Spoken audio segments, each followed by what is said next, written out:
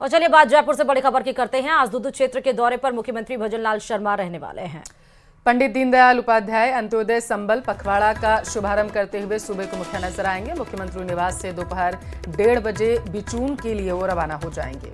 अंत्योदय संबल पखवाड़ा शुभारंभ और शिविर का अवलोकन आज सीएम करेंगे।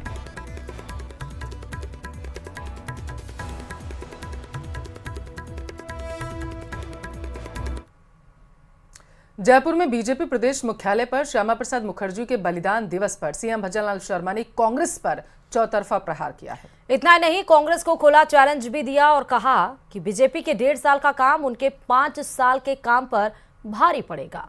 देखिए रिपोर्ट।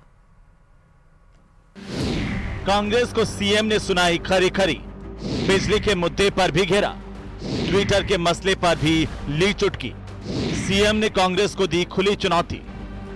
जयपुर बीजेपी मुख्यालय पर मौका था श्यामा प्रसाद मुखर्जी के बलिदान दिवस पर श्रद्धांजलि सभा के आयोजन का, जिसमें सीएम के अलावा उप मुख्यमंत्री प्रेमचंद बैरवा, दिया कुमारी, कैबिनेट मंत्री राज्यवर्धन सिंह राठौड़ और पार्टी के प्रदेश अध्यक्ष मदन राठौड़ मौजूद थे। इस दौरान जहां श्यामा प्रसाद मुखर्जी के योगदान को याद किया गया, तो वहीं सीएम भजनलाल शर्मा विरोधियों पर भी हमलावर दिखाई दिए कि वो कह रहे हैं कि बिजली नहीं आ रही। मेरे को जरा बता दो कहां नहीं आ रही है।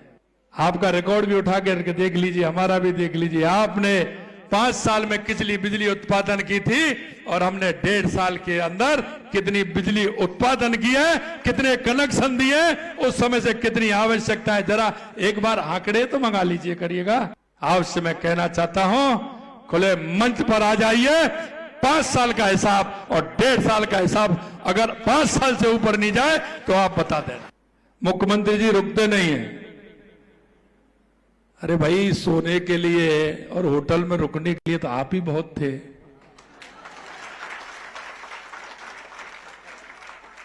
उसके लिए तो आप ही बहुत थे। राजस्थान की जनता का दर्द समझिए,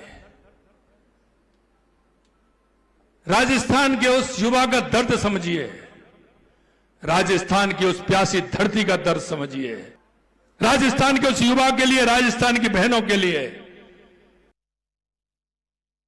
के मजदूर के लिए। घर में बैठने की आवश्यकता नहीं है।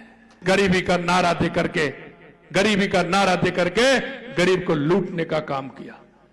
सोशल मीडिया में वो क्या है, ट्विटर पर आप देखेंगे, मैं उनसे कहना चाहता हूं, वे ट्वीट करते हैं और कुछ नहीं करते, ट्वीट करते हैं ट्विटर पर। लेकिन मैंने उनसे एक दिन कहा कि जिस दिन आप ट्वीट कर रहे हैं उस दिन पीछे के पेपर निकाल लीजिए, उसी दिन का भी।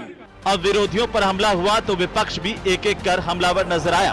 पीसीसी चीफ गोविंद सिंह डोटासरा ने जहां नकली खाद बीज के बहाने सरकार पर भड़ास निकाली, तो वहीं नेता प्रतिपक्ष टीकाराम जूली ने कहा कि सरकार नहीं, सर्कस चल रहा है।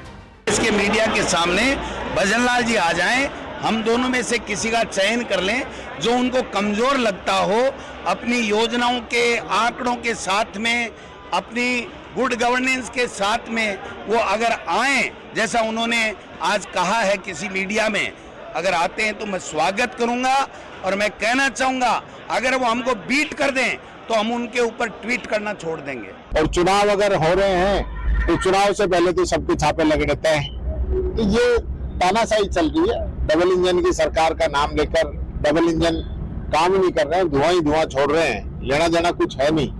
अब बरसात आई है, अब ये देखिए सरकार की क्या प्लानिंग है।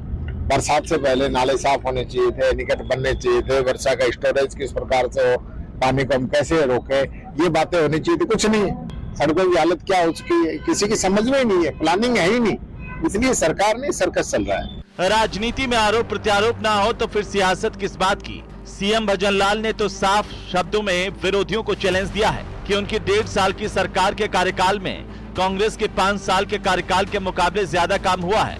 अब देखना ये होगा कि कांग्रेस इस चैलेंज को स्वीकार करती है या फिर राजनीतिक ताने उलाने का दौर यूं ही चलता रहेगा। Bureau report, news 18 Rajasthan. Ajmer के किशनगढ़